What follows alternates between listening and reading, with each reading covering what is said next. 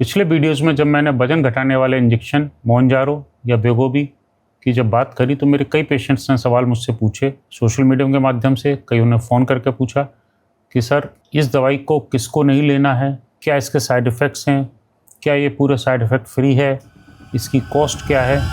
तो पिछले 2 वीडियोज़ में हम बात कर चुके हैं कि मोनजारो या वेगोवी कैसे लगाना है और उससे होने वाले फ़ायदे क्या होते हैं।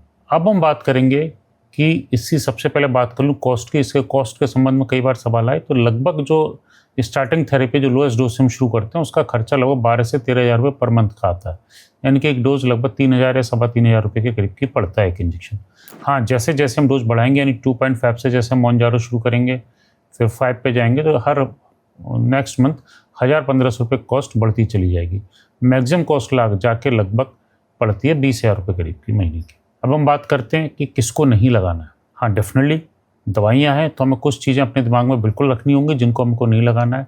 तो फ्रेंड्स, अगर किसी पेशेंट्स को किसी भी वजह से पैंक्रेटिस की हिस्ट्री है, चाहे पैंक्रेटिस स्टोन की वजह से हुआ हो, चाहे अल्कोहल की वजह से हुआ हो, चाहे ट्राइग्लिसराइड की वजह से हुआ है या चोट लगने की वजह से पैंक्रेटिस हुई है, तो मैं ऐसे मरीजों को मोनजारो या वेगोवी दोनों ही बिल्कुल अवॉइड करने, बिल्कुल नहीं लगाने, कॉन्ट्राइंडिकेशन। अगर किसी व्यक्ति को प्रोलिफरेटिव रेटिनोपैथी, आँख में डायबिटिक पेशेंट है, डायबिटिक प्रोलिफरेटिव रेटिनोपैथी है, तो हमें उसको भी अवॉइड करना है। अगर कुछ केस में लेना पड़ता है तो प्लीज़ अपने ऑप्थेल्मोलॉजिस्ट की सलाह के बाद ही लें। अब सवाल एक बहुत सारा सोशल मीडिया पे आ रहा है कि इससे लगाया NION हो गया, आँख की रोशनी चली गई। तो पहले तो हम समझें NION होता क्या। NION को अगर मैं कहूँ तो उसको कहते हैं non arteritic ischaemic optic neuropathy. ये लगभग 50 साल से ऊपर के मरीजों में होती है और ये जब वेगोवी ओजेम्पिक नहीं थे तब भी होते थे। डायबिटीज़, हाइपरटेंशन, स्मोकिंग, ये इसके कुछ रिस्क फैक्टर हैं।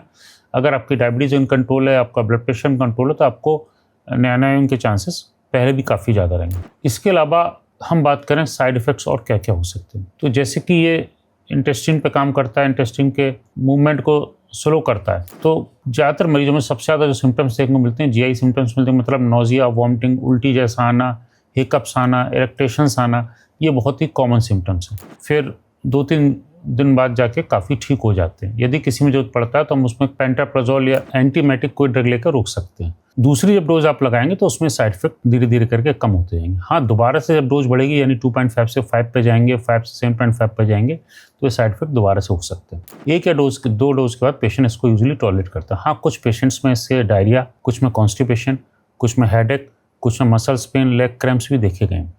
फ्रेंड्स, ऐसी दुनिया में कोई भी दवाई नहीं है, कोई भी वस्तु नहीं जिसके साइड इफेक्ट्स ना होते हो। दोबारा से इसी बात को कह रहा हूँ, अगर आपको ये इंजेक्शन लगाना है, लेना है, तो प्लीज़ अपने चिकित्सक, अपने डॉक्टर से संपर्क करने के बाद ही इसको लें। तो थैंक यू फ्रेंड्स।